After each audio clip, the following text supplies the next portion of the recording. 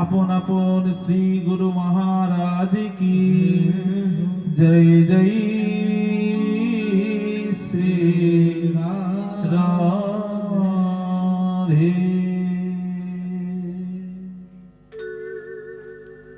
শ্রিয়তম শ্রিয়তম নিত্য গীয়তাম গীয়তাম মুদা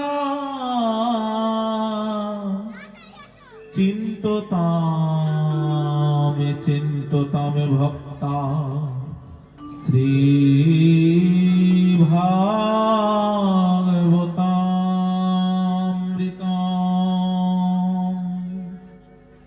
কলিযুগ পাবনয় অবতার পরম করুণা বরুণালয় সর্ব অবতারের অবতরী স্বয়ং ভগবান রসিকেন্দ্র চূড়ামণি রসবৈষব শ্রী শ্রী গৌর নিত্যানন্দের অপার অনুকম্পায় পরম করুণা ঘন বিগ্রহ শ্রী রাধা মাধবীর অহৈতুকী করুণায় আজ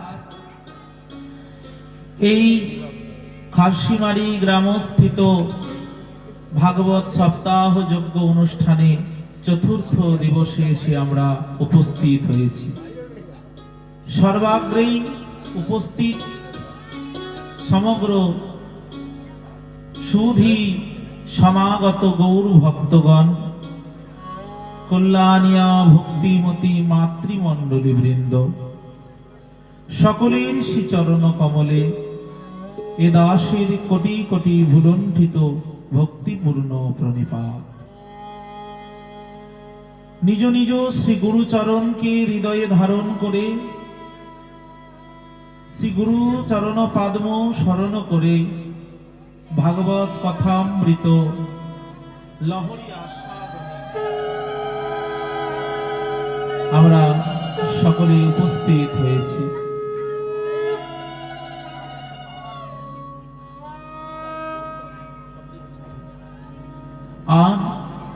আজ আমাদের চতুর্থ দিবসীয় ভাগবতী কথা। আরে প্রহ্লাদ ভক্তি মোক্ষণং হিরণ্যাক্ষ বিদারণং সর্বাসুর ভয়মুক্ত নরসিংহ নমস্তুতে। সৌনকাদি মুনিগণের সেই জিজ্ঞাসা আর সুত গোস্বামী পাদ পরম পবিত্র সেই নৈমিষারণ্য ক্ষেত্রে বিষ্ণু ক্ষেত্রে এই ভাগবতীয় বার্তা আস্বাদন করাচ্ছেন। অপরদিকে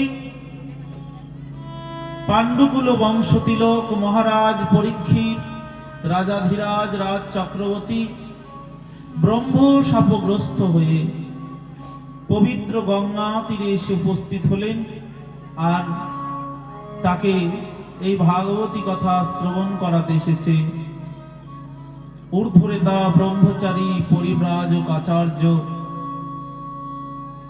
বৈষ্ণবকুল মুকুটমণি পরমহংস চূড়ামণি ব্যাসনন্দন শ্রী সুখদেব গোস্বামী চরণ। ভক্তি মন্দাকিনীর ন্যায় এই ভাগবতী কথা রসধারা পবিত্র গঙ্গা তীরে বসে ব্রহ্ম শাপগ্রস্ত পরীক্ষিত রাজন মুহুর্মুহু আস্বাদন করে চলেছেন। আমরা গতদিন শ্রবণ করেছি সেই বিত্রাসুর উপাখ্যান পর্যন্ত। এরপরেই বর্ণনা করছেন হিরণ্যকশিপু বধের কথা। সপ্তম স্কন্ধের প্রথমে হিরণ্যকশিপু বধের কথা। আমরা গত পর্বে শ্রবণ করে এসেছি যে হিরণ্যাক্ষ এবং হিরণ্যকশিপু দুই ভাই। তো হিরণ্যাক্ষ এবং হিরণ্যকশিপু দুই ভাই, আর হিরণ্যাক্ষকে ভগবান বিষ্ণু বরাহ রূপে বধ করেছেন। এবার হিরণ্যকশিপু নিজের ভাইয়ের মৃত্যুর প্রতিশোধ নেওয়ার জন্য ভগবান বিষ্ণুর প্রতি সবসময় দেশ আচরণ করেন। খুঁজে বেড়াই কোথায় বিষ্ণুকে পাবো, পেলেই আমি তাকে হত্যা করে আমার ভাইয়ের মৃত্যুর প্রতিশোধ নেব। হিরণ্যকশিপু এই প্রকারে তার ভাইয়ের মৃত্যুর জন্য দায়ী ভগবান বিষ্ণুর অনুসন্ধান করছেন। তাই ভগবান বিষ্ণুর মৃত্যুর জন্য সে তাকে খুঁজছে, তাকে মৃত্যু দেবে, তাকে বধ করবে, এই জন্য খুঁজছে। কিন্তু একদিন ঘটল কি, হিরণ্যকশিপু জানতে পারলেন মন্দার পর্বতে গিয়ে যদি ব্রহ্মার কাছে, ব্রহ্মার উদ্দেশ্যে তপস্যা করা যায়, তাহলে সেই অলভ্য বস্তুটিকে লাভ করা যাবে। তাই রাজ্য ছেড়ে তিনি 5000 বছরের জন্য চলে গেলেন মন্দার পর্বতে।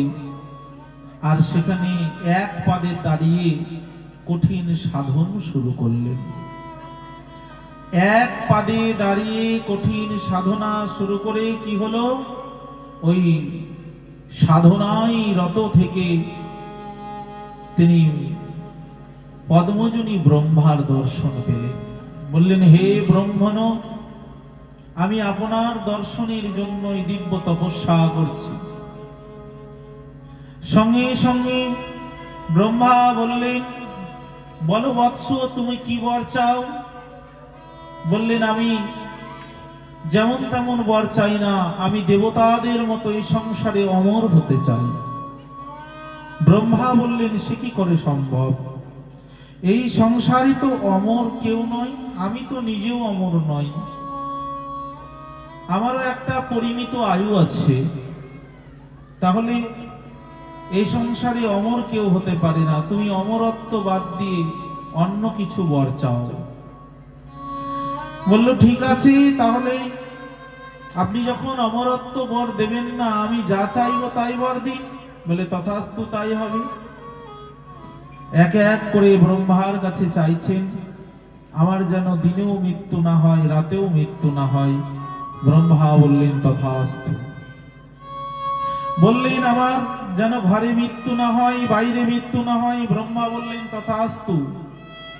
এই প্রকারে যা বলে যাই, আমি যেন দিনেও না মরি, রাতেও না মরি, ঘরেও না মরি, বাইরেও না মরি, 12টি মাসের মধ্যে না মরি, নারীর হাতেও না বধ হয়, পুরুষের হাতেও না বধ হয়, অস্ত্রে না শস্ত্রে, আমি অস্ত্রতেও না বধ হয়, শস্ত্রতেও না বধ হয়।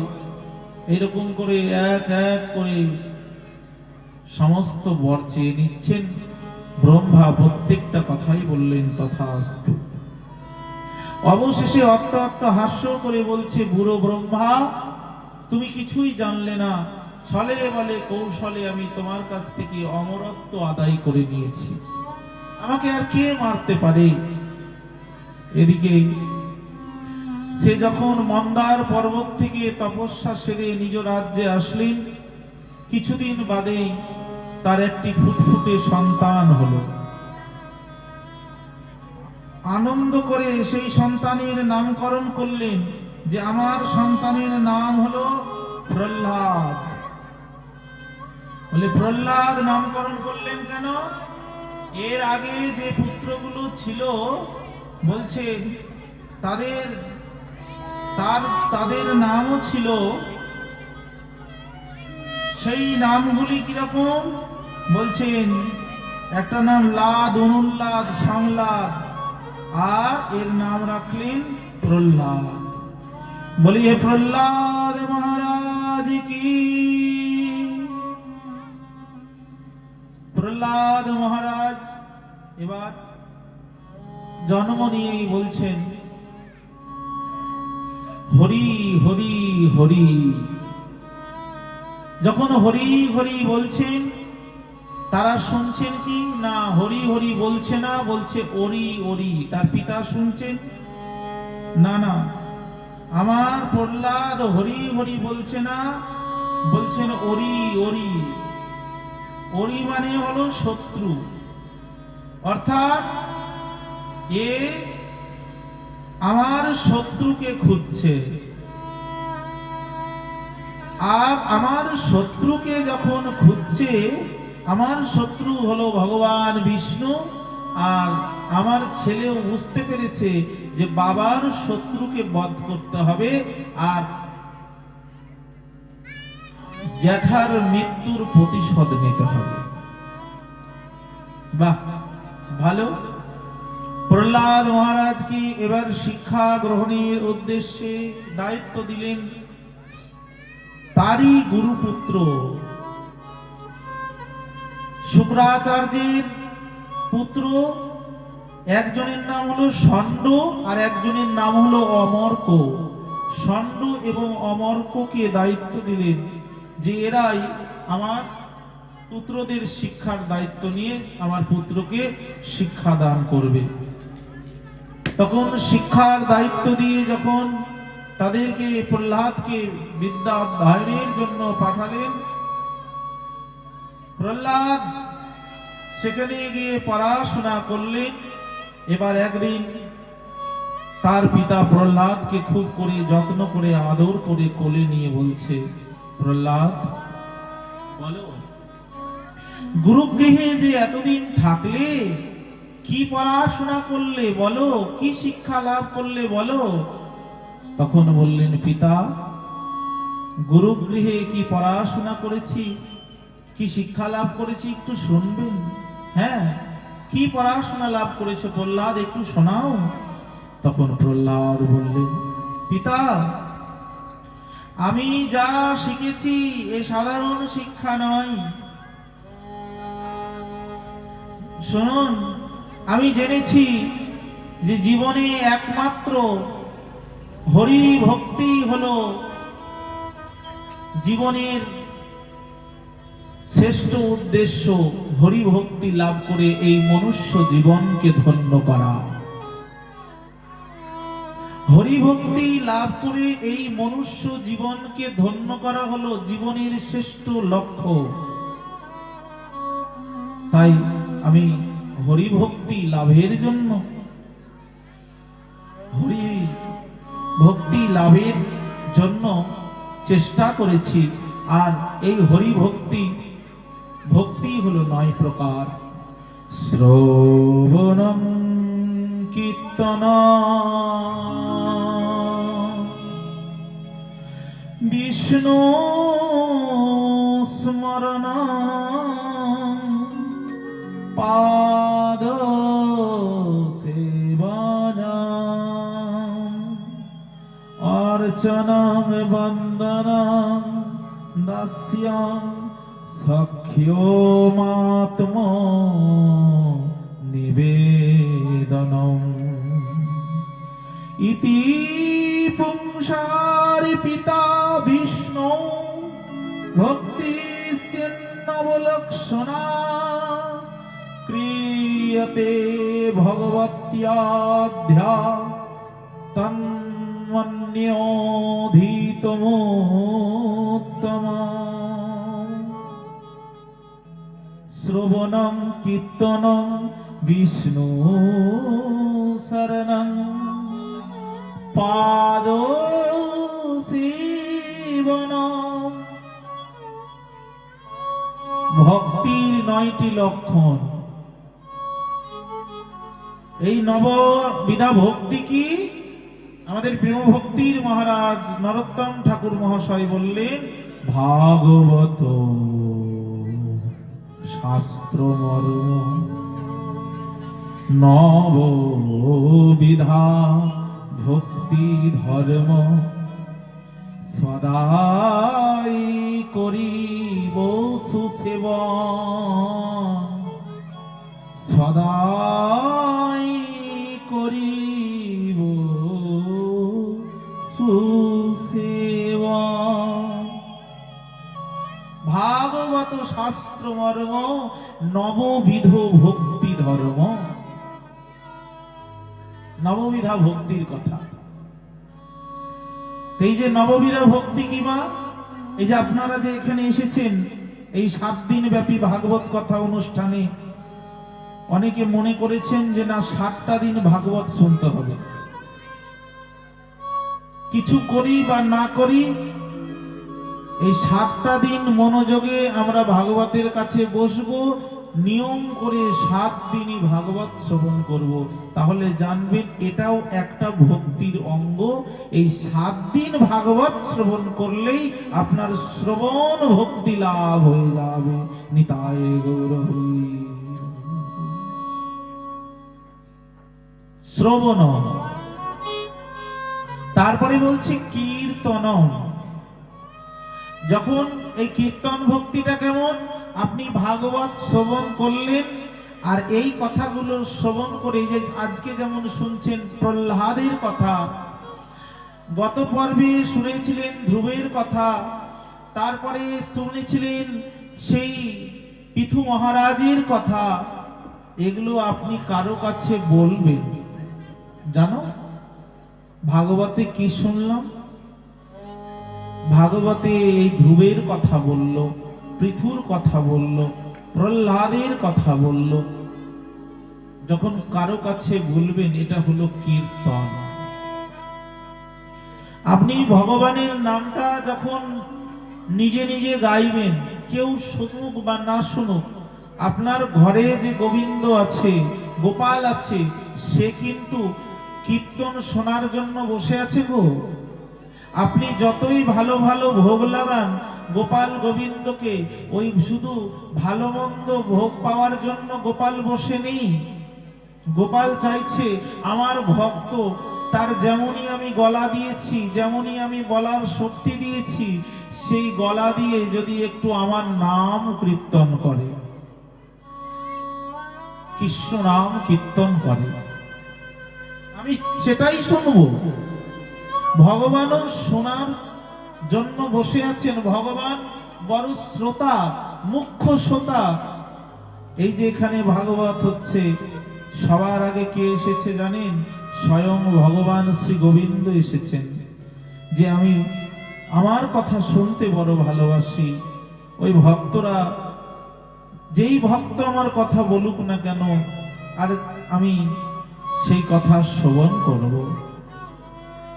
কৃষ্ণ গুণ, কৃষ্ণ চরিত, কৃষ্ণ লীলা মাধুরী, এগুলি ভগবানেরও খুব প্রিয়। নিজেই শোনেন তিনি, কেউ শুনুক বা না শুনুক, তিনি নিজের কথা নিজে শুনতে ভালোবাসেন। এই হলো কীর্তন। যে ভগবানের নাম গুণকীর্তন, গুণগাথা, এগুলো কারো কাছে বলবেন, সেটা হলো কীর্তন। তারপরে বিষ্ণু স্মরণম। যে কোনো কাজে যাওয়ার সময়, যে কোনো সময়ে, যে কোনো ক্ষেত্রে আপনি ভগবানকে স্মরণ করছেন, বিষ্ণুকে স্মরণ করছেন। প্রভু আমি তোমাকে স্মরণ করি, আমার কাজটা যেন ভালো হয়। প্রভু সকাল বেলায় উঠে তোমাকেই যেন প্রতিদিন স্মরণ করতে পারি। অরুণোদয় কালে তোমার চরণ তলে নিবেদন করে প্রভু রাখি, নিবেদন করে প্রভু রাখি, নিবেদন করে প্রভু রাখি। অরুণয় উদয় কালে তোমারও চরণ তলে নিবেদন করে প্রভু রাখি। এই তো যেন ভগবানকে সবসময় স্মরণ করতে পারি। এই তো স্মরণ স্মরণ। এবার বলছে পাদ সেবনম। ভগবানের চরণে নিত্য তুলসী দিচ্ছেন, নিত্য চন্দন দিচ্ছেন, নিত্য পুষ্প দিচ্ছেন, এটাই তো পাদ সেবন হচ্ছে। অর্চনা করছেন, তুলসী ফুল অর্চন, ভগবানের বন্দনা, ভগবানের সেবায় নিজেকে দাস রূপে নিয়োগ করা, আর ভগবানকে এ জগতে শ্রেষ্ঠ বন্ধু বলে মেনে নেওয়া, এই অবশেষে তার চরণে নিজেকে আত্মসমর্পণ করে দেওয়া। প্রভু, তোমার চাইতে আমার কাছে আর বড় কেউ নাই। তুমি আমার সব, আমি সবকিছু তোমাকে দিলাম। এইভাবে তার চরণে নিজেকে নিবেদন করে দেওয়া, এই হলো আমাদের নববিধা ভক্তির মধ্যে শ্রেষ্ঠ ভক্তি, এই আত্মনিবেদন। এই আত্মনিবেদন হয়ে গেল এই নববিধা ভক্তি। আর এই নববিধা ভক্তি দ্বারাই ভগবানকে লাভ করা যায়। ভজনের মধ্যে শ্রেষ্ঠ নববিধা ভক্তি, কৃষ্ণ প্রেমে কৃষ্ণ দিতে ধরে মহাশক্তি। ভজনের মধ্যে শ্রেষ্ঠ নববিধা ভক্তি, ভজনের মধ্যে এটা শ্রেষ্ঠ। কৃষ্ণ প্রেম কৃষ্ণ দিতে পারে। এই প্রকারে যখন এই হরি ভক্তির মহিমা কীর্তন করেছেন, এগুলি শুনে আর হিরণ্যকশিপু রেগে গিয়ে প্রহ্লাদকে যে কোলে নিয়ে আদর করছিলেন, দূরে ছুঁড়ে ফেলে দিয়ে বললেন, ওরে মূর্খ, তোকে এগুলো কে শিখিয়েছে? বল, তোকে এগুলো কে শিখিয়েছে? তুই যে হরি ভক্তির কথা বলছিস, কোথায় শিখেছিস? আমার শত্রুরা বুঝতে পেরেছি, ষণ্ড অমর্ককে ডেকে পাঠালেন।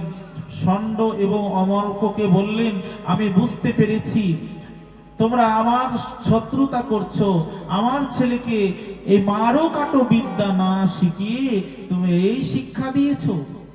তারা বললেন, মহারাজ, আমাদের মার্জনা করবেন, আমরা আপনার ছেলেকে এই শিক্ষা দিইনি। আমরা মারো কাটো বিদ্যা, আসুরিক বিদ্যা এগুলি শিক্ষা দিয়েছি। আমার মনে হয় আপনার ছেলেকে আপনার কোন শত্রু, বহির শত্রু গোপনে সেগুলো শিখিয়ে গেছে। প্রহ্লাদকে বলছেন, ওরে মূর্খ, বল বল, ওরে মূর্খ বল দেখি, তোকে এগুলো কে শিখিয়েছে? এই যে হরি ভক্তি করে চিৎকার করছিস, এই হরি ভক্তির কথা কোন শাস্ত্রে আছে? প্রহ্লাদ বললে, কেন পিতা? হরি ভক্তির কথা তো সকল শাস্ত্রেই আছে, সকল শাস্ত্রেই আছে। তাহলে শোন, আমার গুরু শুক্রাচার্য, তোর গুরু ষণ্ড অমর্ক, এরা কি শাস্ত্র পড়েনি? বলে, পড়েছে। তাহলে এদের হরি ভক্তি হয়নি কেন? বলল, পিতা, শাস্ত্র পড়লে আর শাস্ত্র শুনলে হরি ভক্তি হয় না। তাহলে কি করলে হরি ভক্তি হয়? বলছে, শুনুন পিতা, নৈষাং মতি স্তাব দুরুক্রমাগ্রী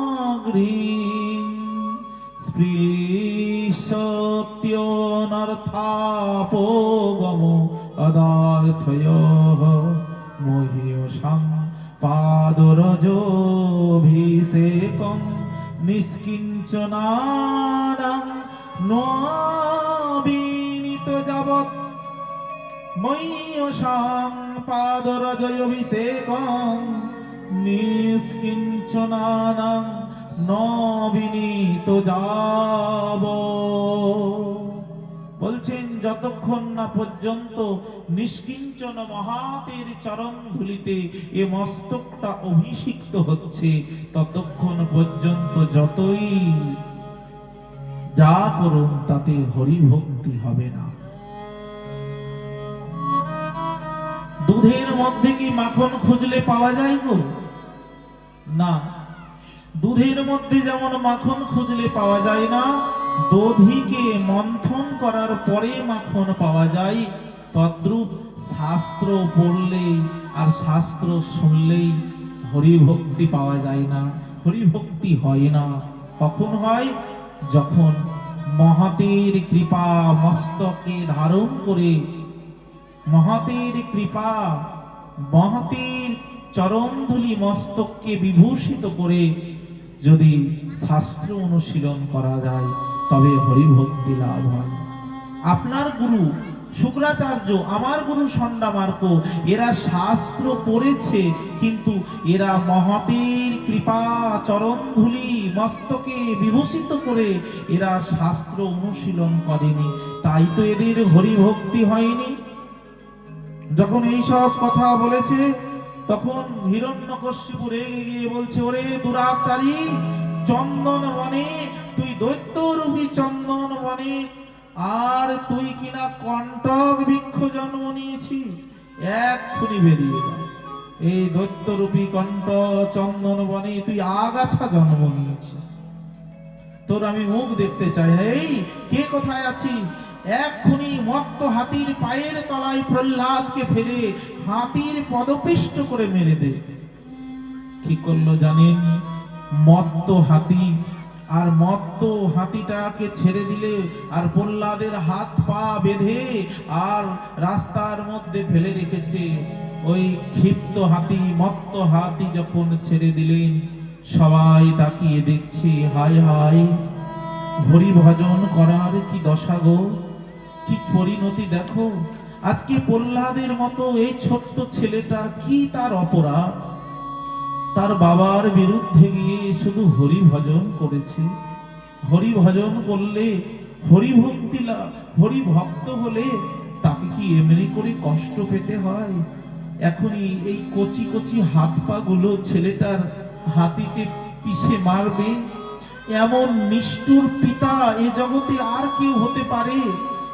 এমন নিষ্ঠুর নিজের ছেলের এই ক্ষত বিক্ষত মরদেহটা কি করে দেখবে? হায় হায়। প্রহ্লাদ যখন হাত পা বাঁধা ভগবান বিষ্ণুকে স্মরণ করছে, অমনি দেখছে ওই হাতিটার মাথার মধ্যে ভগবান শ্রী বিষ্ণু বসে আছে আর বলছে, প্রহ্লাদ তোর ভয় নেই বাছা, তোর ভয় নেই, ওরে আমি আছি, আমি আসছি, তোর ভয় নেই। যখন প্রহ্লাদের সামনে হাতিটা আসলো, ওই ক্ষিপ্ত হাতিটা প্রহ্লাদের সামনে আসতেই মাথাটা নইয়ে দিয়ে তার সুরে করে প্রহ্লাদকে মাথায় তুলে নিলেন, হরি ভক্তকে মাথায় তুলে নিলেন। এরপরে বলল যে হিরণ্যকশিপুর কাছে খবর গেল, মহারাজ আপনার ছেলে হাতির পায়ে পিষ্ট হয়ে মারা যায়নি। কি, আমার প্রহ্লাদ মরেনি? না কি না মহারাজ।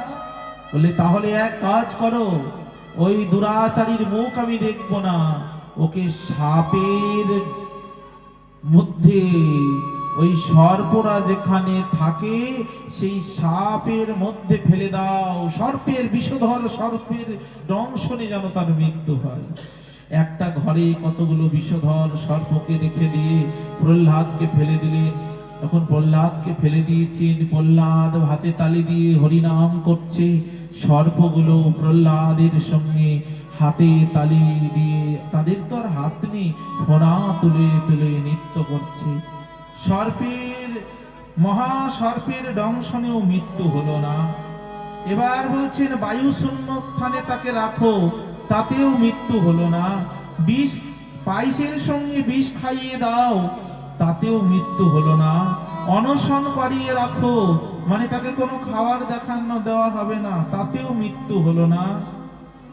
এবার বলছে তাকে পাহাড়ের ওপর থেকে সমুদ্রে ফেলে দাও হাত পা বেঁধে, তাতেও মৃত্যু হলো না। এবার আগুনের মধ্যে তাকে পুড়িয়ে মারো। যখন আগুনের মধ্যে পুড়িয়ে মারতে গেলেন, প্রহ্লাদ মহারাজের পিসি ছিলেন, তার নাম হোলিকা। ও বলল হিরণ্যকশিপুকে, দাদা আমি পারবো, আমি ব্রহ্মার কাছে বর পেয়েছি, আমি আগুনে পুড়ব না, আমি আগুনে পুড়ব না, আগুন আমাকে দগ্ধ করতে পারবে না। হোলিকা দেবী প্রহ্লাদকে কোলে করে নিয়ে অগ্নিকুণ্ডে বসলো, সবাই দেখছে। এবার প্রহ্লাদের পুড়ে মরতে হবে, চারিদিক থেকে ভক্তরা চোখের জলে ভাসছে, এবার বোধহয় প্রহ্লাদ পুড়ে মরবে। কিন্তু কি হলো গো, প্রহ্লাদকে পুড়ে মরতে হলো না, বরঞ্চ হোলিকাই পুড়ে গেল। এই যে আমাদের ফাল্গুন মাসের চতুর্দশীর দিন ন্যাড়া পুরানো হয়, জানেন তো, হোলিকা দহন করা হয়।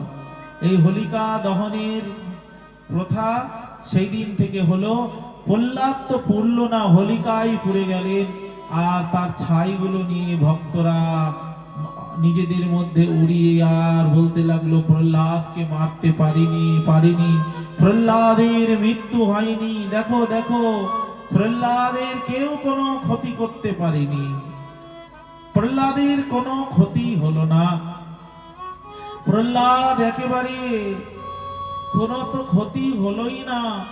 প্রহ্লাদ, হিরণ্যকশিপু বলছেন, প্রহ্লাদের যখন এমনি করেও হলো না, এক কাজ করো, তাকে আর বাড়িতে পড়াশোনা নয়, যেখানে দৈত্য বালকেরা থাকে সেই বোর্ডিং এর মধ্যে রেখে দিয়ে আসো। অর্থাৎ দৈত্য বালকদের সঙ্গে থাকবে, সঙ্গ দোষে লোহা ভাসে, একটা কথাই আছে যে সঙ্গের প্রভাবে তাদের সঙ্গ করতে করতে তাদের মতো হয়ে যাবে প্রহ্লাদ। কি হলো, প্রহ্লাদকে যখন এইভাবে সেই দৈত্য বালকদের সঙ্গে রাখা হলো, মারো কাটো বিদ্যা শিক্ষা দিচ্ছেন। প্রহ্লাদ সবার থেকে আলাদা, প্রহ্লাদকে গুরুরা খুব ভালোবাসে।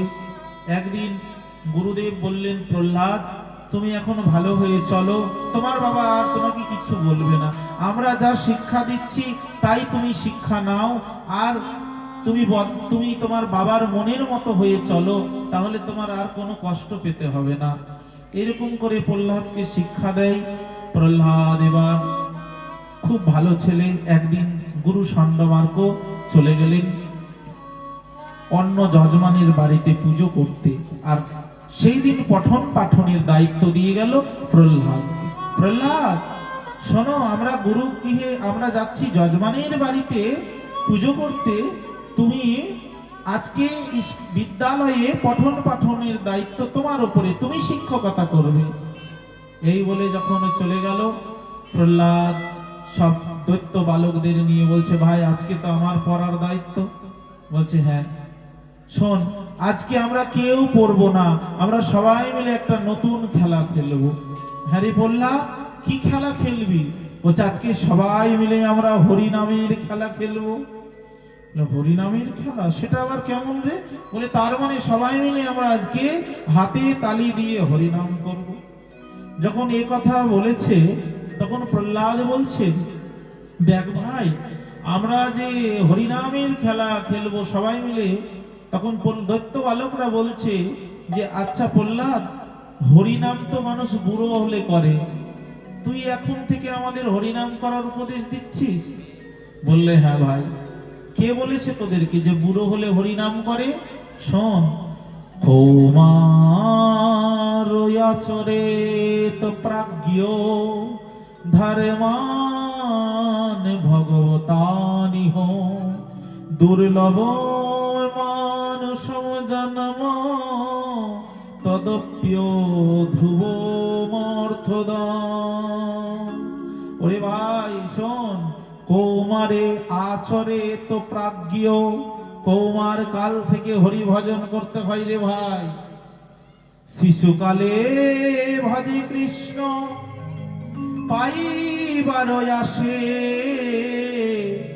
আরে যুবাকালে ভজে কৃষ্ণ আসে কি না আসে, আরে বৃদ্ধকালে ভজে কৃষ্ণ জমেরও তরাসে। বৃদ্ধকালে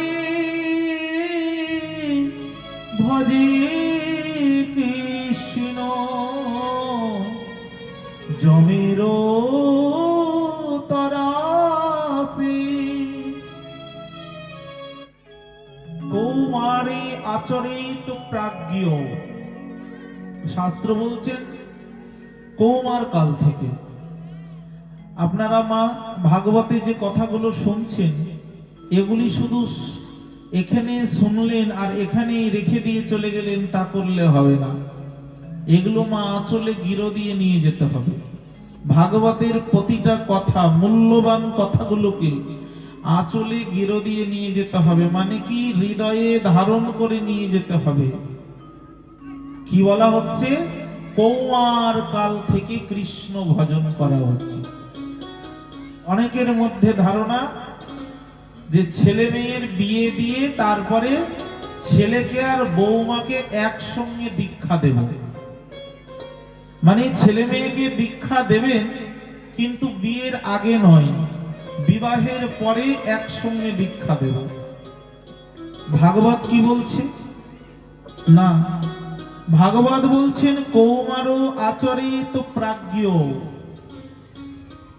এই ধারণাটাই আমাদের সব থেকে ভুল ধারণা, আর এটাই আমরা পোষণ করে চলেছি। না, কৌমার কাল থেকে কৃষ্ণ ভজন করতে হবে, অর্থাৎ শিশুকালে ভজে কৃষ্ণ। শিশুকাল, শিশুকাল থেকে কৃষ্ণ ভজন করতে হবে, বৃদ্ধকালেও নয় আর যুবাকালেও নয়, শিশুকাল থেকে কৃষ্ণ ভজন। এখন দেখা গেল যে আপনারা এই যে হরি কথা শ্রবণ করছেন, আর আপনারা শ্রবণ করার পরে আপনাদের মনে এটাই প্রতিক্রিয়া জন্মালো যে ছেলেটাকে বিয়ের পরে দীক্ষা দেব, বিবাহের আগে দীক্ষা দেব না। তাহলে ভাগবত শুনে লাভ হলো? কোনো লাভ হলো না।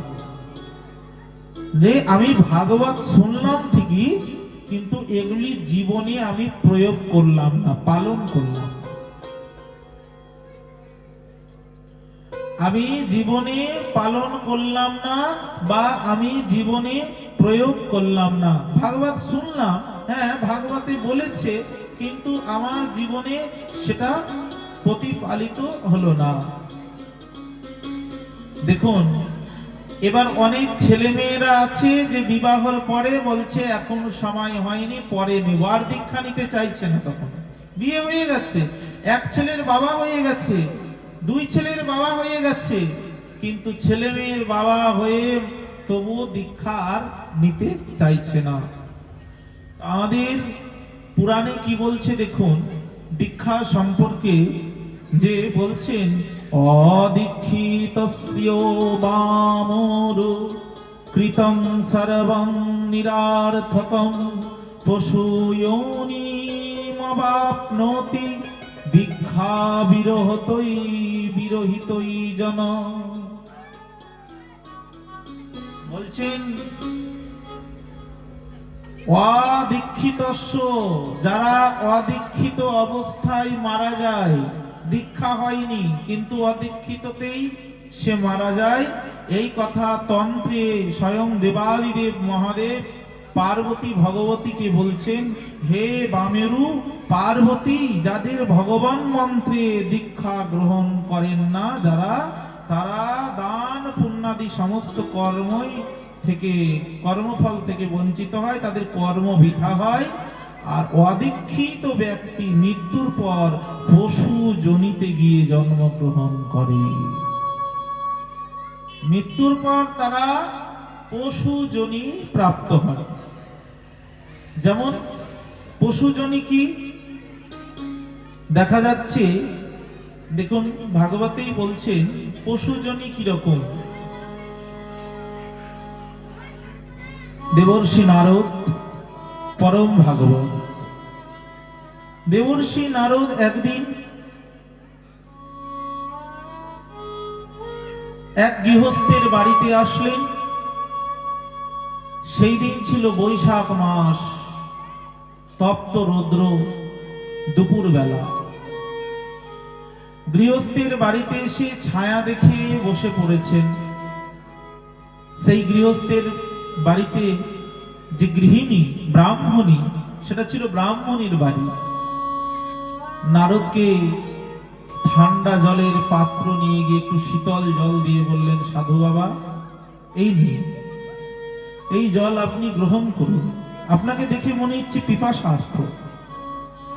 জলটা নিয়ে গিয়ে যেই দিল, নারদ সেটা চোখে মুখে দিলেন, পান করলেন। তখন ওই ব্রাহ্মণী জিজ্ঞাসা করছেন, সাধু বাবা আপনার কি কোনো জায়গায় ভোজনের ব্যবস্থা হয়েছে দুপুরবেলা? বলল না, কোথাও এখনো ব্যবস্থা হয়নি, তবে তোমার এখানে হলে ভালো হয়। ঠিক আছে। তখন ব্রাহ্মণী সমস্ত কিছু রন্ধন করে আর নারদকে সেবা দিয়েছেন। নারদ খুব ক্ষুধার্ত, ব্রাহ্মণীর দেওয়া দ্রব্যাদি ভোজন করে তৃপ্ত হলেন।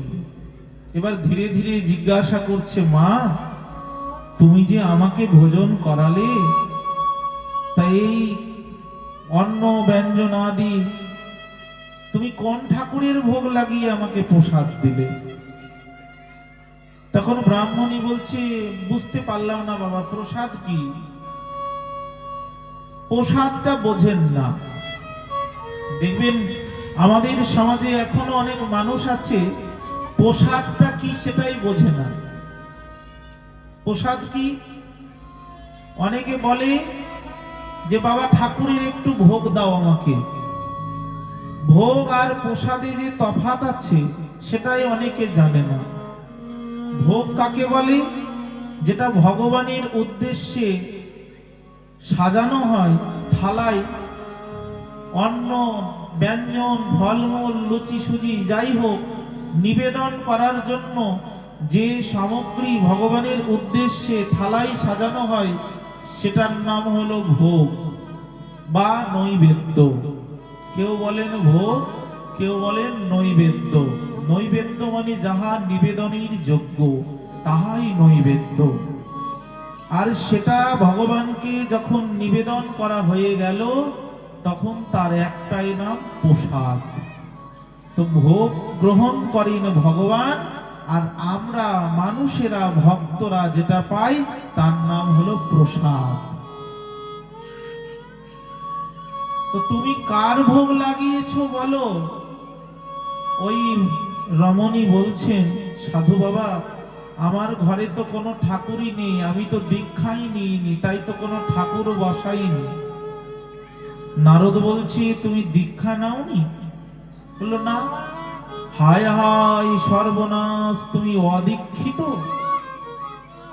আর আমি আজকে অদীক্ষিতর হাতে গ্রহণ করলাম, কি হবে? এই অদীক্ষিত ব্যক্তির হাতে খেলাম। অদীক্ষিত ব্যক্তির হাতের জল বিষ্টার সঙ্গে তুলনা করেছে শাস্ত্রে, বুঝলে? অদীক্ষিত ব্যক্তির জলটা হলো বিষ্টার সমান। নারদ সঙ্গে সঙ্গে সেই অন্ন ব্যঞ্জনাদি বমি করে তুলে দুই আঙুল দিয়ে গলায় রেখে বমি করে তুলে ফেলে দিল। ওই ব্রাহ্মণী ভয় পেয়ে গেলেন, সাধু বাবা আমি কি এতই অচ্ছুত? আমার হাতের অন্ন ব্যঞ্জন আপনি ভোজন করেও আর যখন শুনলেন আমি অদীক্ষিত অমনি আপনি বমি করে দিলেন। তাহলে এখানে আমরা কি ভাববো? যে দোষটা নারদের। নারদের উচিত ছিল আগে জিজ্ঞাসা করে নেওয়া, মা তুমি দীক্ষা নিয়েছো? তাহলে তোমার হাতে আমি গ্রহণ করব অন্ন ব্যঞ্জন জল ফল সবকিছু। তুমি যদি দীক্ষা না নিয়ে থাকো আমি তোমার কাছে কিন্তু কিছু গ্রহণ করব না। এটা নারদেরই উচিত। সাধককেই সবসময় মানিয়ে চলতে হয়, সাধককেই সবসময় জেনে বুঝে পা ফেলতে হয়। সাধকের জন্যই বিধি নিষেধ। যার সম্পত্তি আছে, যার টাকা পয়সা আছে, সেই তো সাবধানে থাকে যে না রাত বিরাত জানালা খোলা রাখবো না, ঘরটা খোলা রাখবো না, সবসময় নিজের দায়িত্বে আমাকে থাকতে হবে। কিন্তু সেই দায়িত্ব জ্ঞান যদি না থাকে গৃহস্থের, আর অনেক সম্পত্তি থাকে, তাহলে কি হবে? সেই সম্পত্তি একদিন লুট হয়ে যাবে, চুরি হয়ে যাবে। তেমন যারা ভজন করে, হরি ভক্তি অনুশীলন করে, ওই ভক্তিরূপী সম্পদটাকে তাকে ধরে রাখার জন্য তাকে নিয়ম কারণ মেনে চলতে হবে। যা আমি যতটুকু অর্জন করেছি সাধু সঙ্গ করে, ভক্ত সঙ্গ করে, যতটুকু প্রেম ভক্তি যতটুকু পুণ্য সুকৃতি সঞ্চয় করেছি, ওই সঞ্চয় করা বস্তুটা যেন নষ্ট না হয়ে যায়, ওটাকে সাবধানে যত্নে রাখতে হবে। এই জন্য আমাদের কিছু বিধি নিষেধ মেনে চলতে হবে। অদীক্ষিত ব্যক্তির হাতের অন্ন ব্যঞ্জনাদি যখন তুলে বমি করে ফেলে দিলেন, সঙ্গে সঙ্গে নারদ আর নিজেকে বড় ধিক্কার দিতে লাগলেন। নারদের এহেন লীলা করার উদ্দেশ্যই হচ্ছে ওই রমণীর অন্তরে দীক্ষা নেওয়ার অনুপ্রেরণা জাগানো, দীক্ষা নেওয়ার আগ্রহ জাগানো। হ্যাঁ, রমণীটির তাই হলো। নারদ যখন বমি করে দিল, অন্ন ব্যঞ্জন সব তুলে ফেলে দিল, তখন ভাবলো না না, আমি দীক্ষা নিইনি বলে এতই আমি অপবিত্র, দীক্ষাটাই আগে নিতে হবে আমাকে। তখন দীক্ষা নেওয়ার জন্য নারদকে বললেন, সাধু বাবা, আপনি আমাকে দীক্ষা দিয়ে দিন, আমার এই অপবিত্র দেহটাকে পবিত্র করে দিন। দেহ ছিল শ্মশান সমান, গুরু এসে করলো ফুল বাগান। দেহটা আমাদের শ্মশান ছিল, দীক্ষা যতদিন আমরা নিইনি ততদিন আমাদের দেহটা শ্মশান সাদৃশ্য। আমাদের ললাটে যতক্ষণ তিলক ওঠেনি, এই কপালটা দেখলেও মনে হয় যেন শ্মশান দেখা হয়, জানেন?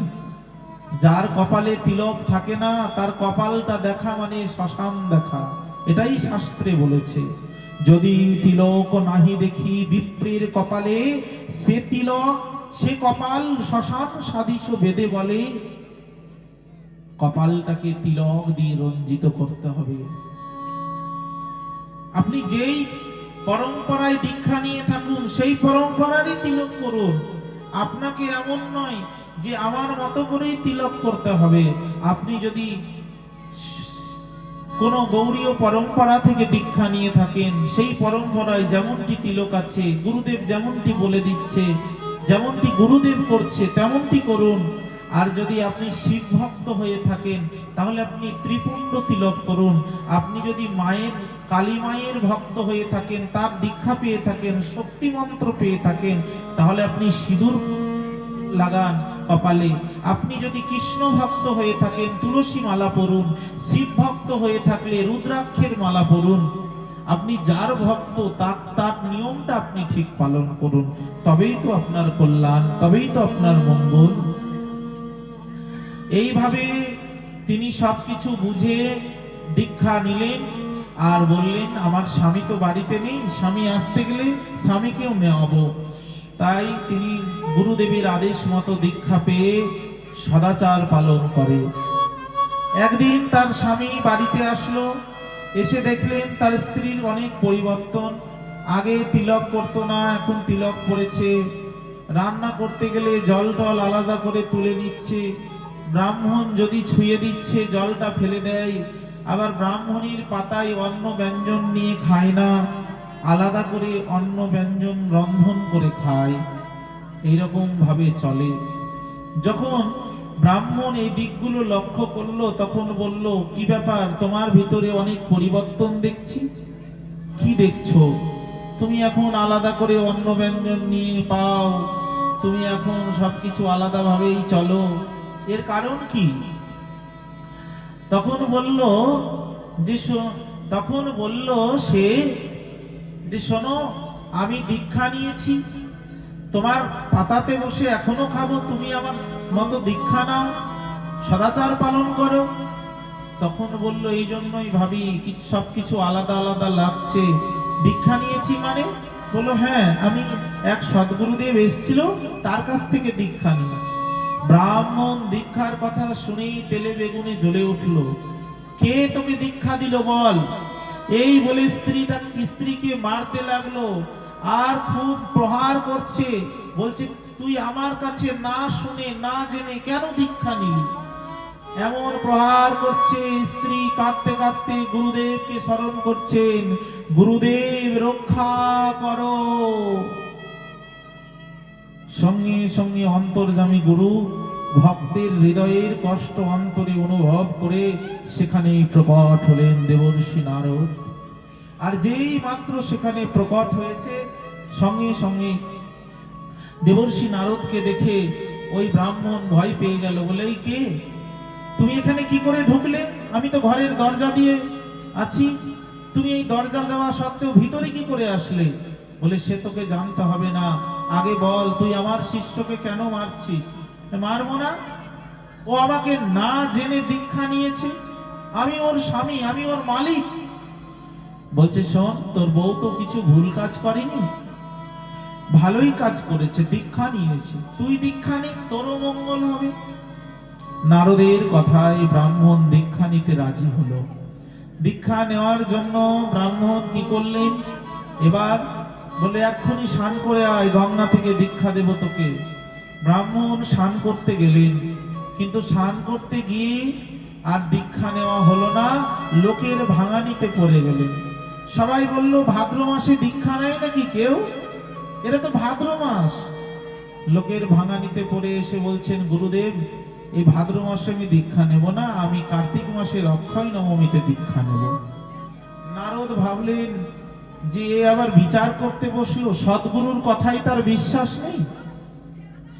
গুরুদেব যেখানে বলছে আজকে তোকে দীক্ষা দেব, তোর দীক্ষা হবে, সেখানে আর বিচার করতে নেই। মনে রাখবেন, গুরু বাক্যের ওপরে কোনো বিচারই চলে না। নির্বিচারে যে গুরুদেবের শাসন মেনে নিতে পারে তিনিই হলো শিষ্য। হ্যাঁ, তবে গুরু বাক্যের উপরে বিচার কখন চলে? যখন দেখবেন যে গুরুদেব অসৎ উপদেশ দিচ্ছে, গুরুদেব ভক্তি বিরুদ্ধ আচরণ শিক্ষা দিচ্ছে, গুরুদেব বিষ্ণু বিদ্বেষী ভাব পোষণ করছে, তখন সেখানে শাস্ত্র বাক্যের সঙ্গে গুরু বাক্যকে মিলিয়ে দেখতে হবে। আর গুরু যদি ভক্তিমূলক কর্মের জন্য ভক্তিমূলক উপদেশ দেন, গুরুদেব যদি ভজনমূলক উপদেশ দেন, তাহলে সেখানে আর কোনো বিচারই চলে না। তখন ভাবলেন যে এর তো আয়ু নেই, আমি জানতাম। নারদ এটা ভেবে চলে গেলেন। কিন্তু ব্রাহ্মণের কার্তিক মাসে দীক্ষা নেওয়ার কথা, ভাদ্র মাসের পরে আশ্বিন মাসে ব্রাহ্মণের অকাল মৃত্যু হলো। ব্রাহ্মণ তো মরে গেল। ব্রাহ্মণী কাঁদতে লাগলেন, হায় হায়, আমার স্বামীটার দীক্ষা নেওয়ার কথা ছিল, মরে গেল। যখন ব্রাহ্মণী কাঁদলেন অনেকক্ষণ, কত আর কাঁদবেন, স্বামী চলে গেছে, যতদিন বাঁচি নিজেকে তো ভজন সাধন করতে হবে, গুরুদেবের দেওয়া ভজন, গুরুদেবের দেওয়া ভজন সাধন করে এবার কিছুদিন পরে ব্রাহ্মণীও মারা গেল। তো ব্রাহ্মণ যেহেতু দীক্ষা নেয়নি, তাই মৃত্যুর পরে ব্রাহ্মণ কি হলো না, মৃত্যুর পরে ব্রাহ্মণ সেই পশু যোনি প্রাপ্ত হলো। আর পশু যোনি প্রাপ্ত হয়ে এইবার সেই হাতি হয়ে সে কোন রাজার বাড়িতে পালিত হতে থাকলো। এবার ব্রাহ্মণী মৃত্যুর পরে রাজকন্যা হয়ে রাজার ঘরে জন্ম নিয়েছে। স্বামী স্ত্রীর আর দেখা নেই। একদিন রাজা স্বয়ংবর সভার আয়োজন করেছে যে মেয়ের বিয়ে দিতে হবে। দেশ বিদেশ থেকে বহু রাজা এসেছেন, সভায় বসেছেন। ব্রাহ্মণী রাজকন্যা হয়ে তখন বড় মালা নিয়ে যাচ্ছেন, কোন রাজকুমারকে পরানো যায়। রাজকুমারের দিকে তাকাতে তাকাতে দেখলো একজন রাজকুমার হাতির পিঠে চড়ে এসে বসেছে, আর হাতিটাকে গাছের সঙ্গে বেঁধে রেখেছে।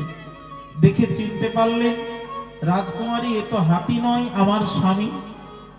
পূর্বজন্মে আমরা একসঙ্গে ঘর বেঁধেছিলাম, একসঙ্গে আমাদের সংসার ছিল, কিন্তু স্বামীকে বলেছিলাম সময় থাকতে গুরু ধরে দীক্ষা নাও, স্বামী কিন্তু তা করেনি, তাই মরার পরে আজকে হাতি হয়েছে।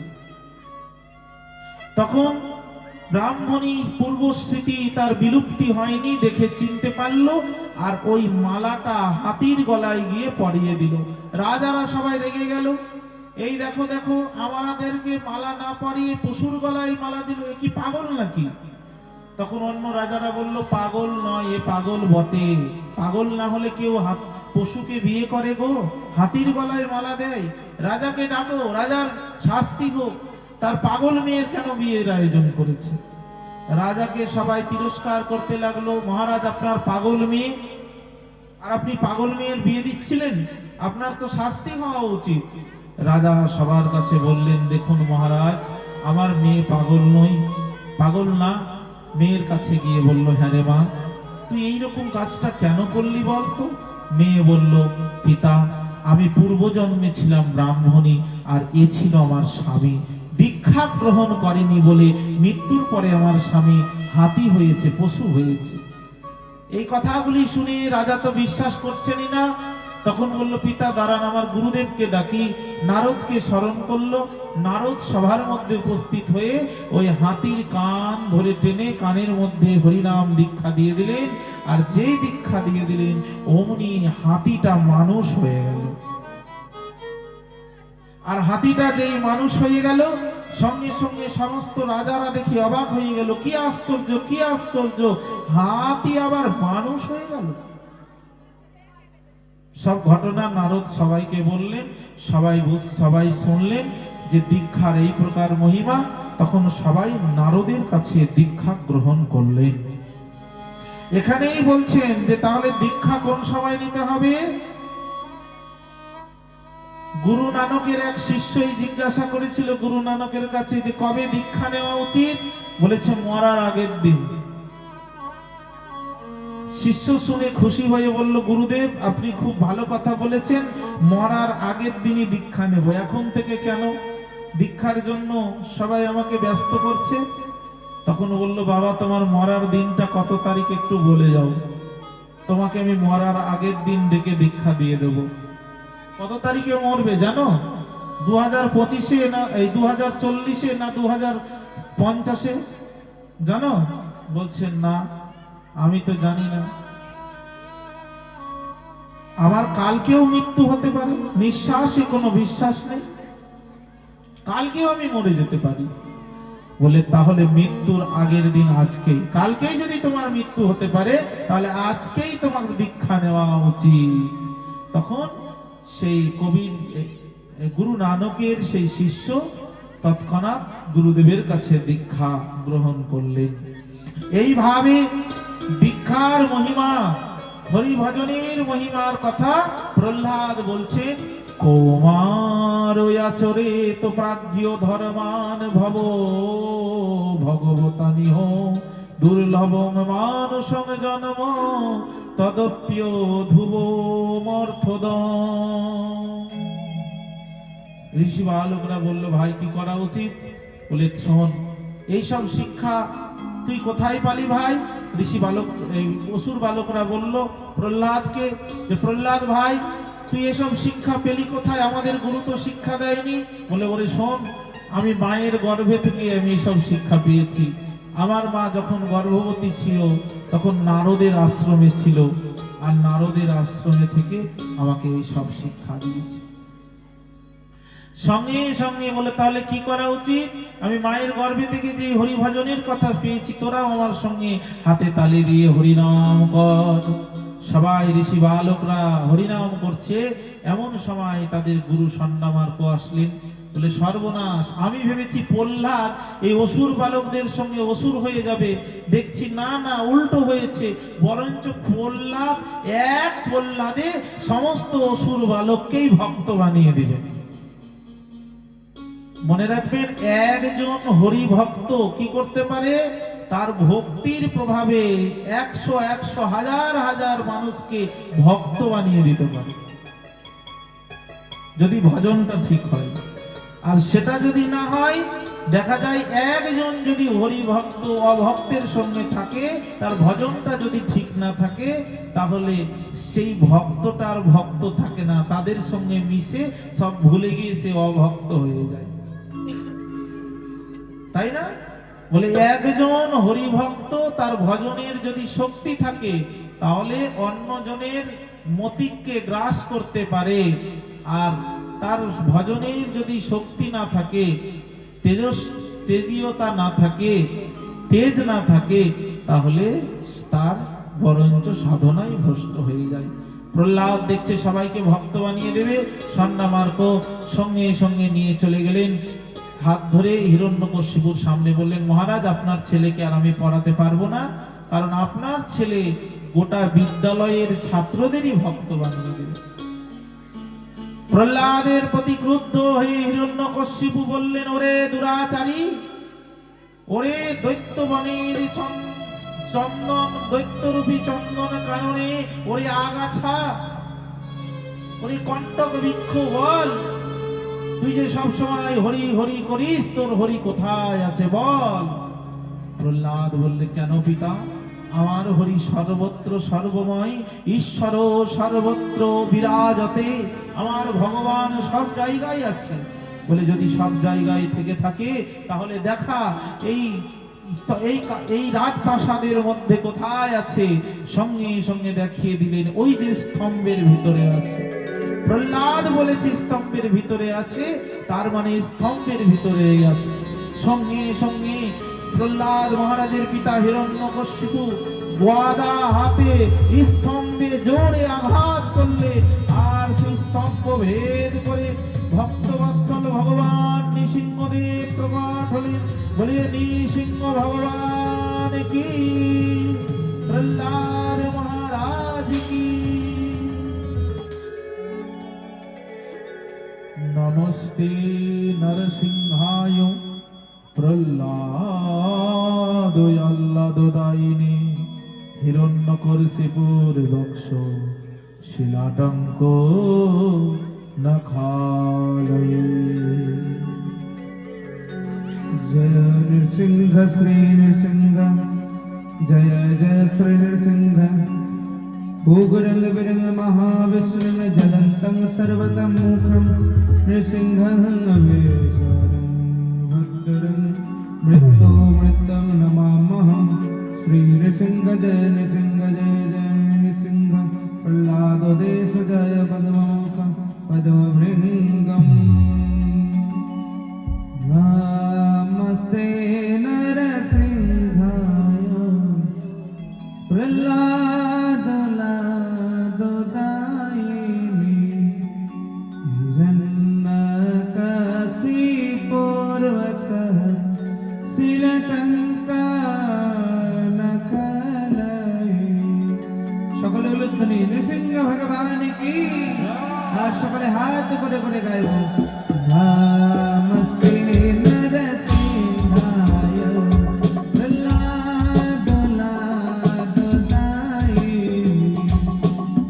যখন এই স্তুতিটা গাওয়া হয় তখন বিদেশি ভক্তরা কিভাবে হাত তুলে করে, আপনারা একটু হাত তুলুন দেখি সবাই, কেউ হাত নামাবেন না, আর সবাই মিলে গাইব, নমস্তে নরসিংহায় প্রহ্লাদদায়িনে, হিরণ্যকশিপুর্বক্ষः শিলাটঙ্কা নখালয়ে।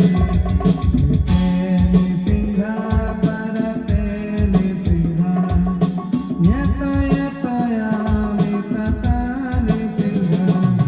बहिर्नृसिंह हृदये नृसिंह, नृसिंहमदे शरण प्रवदे। गाओ सबाई। तव करु कमल गरे नकामा, अद्भुत श्रीराम। गणिता हिरण्यकशिपु तनु भृंगा। हाथ উপরে মায়েরা সবাই, এদিকে সবাই হাত উপরে আর গাও। কেশবধৃতা নরহরি রূপা, জয় জগদীশ হরে, জয় জগদীশ হরে। গাও সবাই। কেশবধৃতা নরহরি রূপা, জয় জগদীশ হরে, জয় জগদীশ হরে। केशवधृता नरहरि रूपा, केशवधृता नरहरि रूपा, जय जगदीश हरे, जय जगदीश हरे। सवाई हाथ ऊपर, सवाई हाथ ऊपर।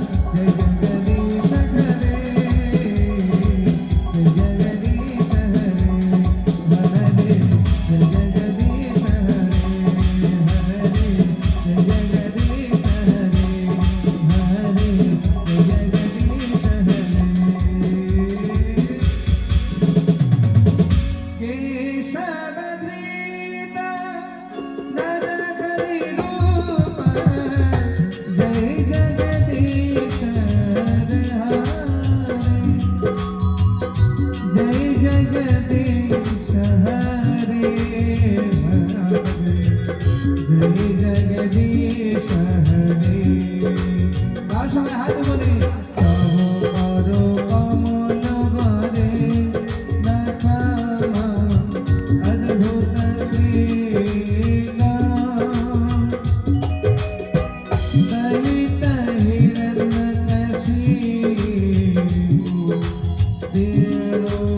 दिनोहिता केशवधृत नरहरि रूप जय जगदीश हरे केशवधृत नरहरि रूप जय जगदीश हरे जय जगदीश हरे সকলে হাত উপরে আলু তুমি केशवधृत नरहरि रूप हाथ बोले केशवधृत नरहरि रूप जय जगदीश हरे केशवधृत नरहरि रूप जय जगदीश हरे केशवधृत नरहरि रूप जय जगदीश हरे